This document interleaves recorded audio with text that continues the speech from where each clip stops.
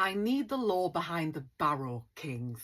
Ask and you shall receive. So long before the North in Westeros was ruled by House Stark, the land was inhabited by giants and children of the forest and possibly other sort of magical-ish creatures. When the first men arrived, they spread out across the continent of Westeros, and when they reached the North, there was a guy who was like the first king of the first men who was like, okay, this is our land. But there were also lots of what I guess you would call petty kings, like lots of kings in regions. One is the Barrow kings, one is the kings of winter, which is the Starks, another is the Red kings, which is the Boltons. Can't forget the Marsh kings from like the Neck, the boggy swamp area. But it was mainly the Starks, the kings of winter, of Winterfell, versus the Barrow kings. It's gone down in legend as the Thousand Years' War. The Barrow kings, their argument is that we descend from the first king of the first men,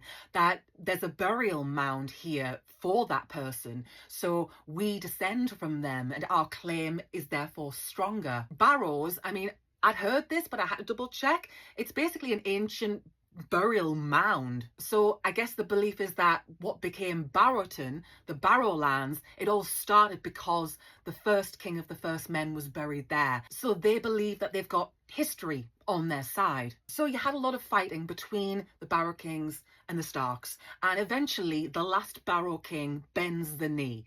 We don't really know the ins and outs of what happened. We just know that the Barrow kings were no more. They submitted to the kings of winter, the Starks. And the daughter of the last Barrow king married the king of winter.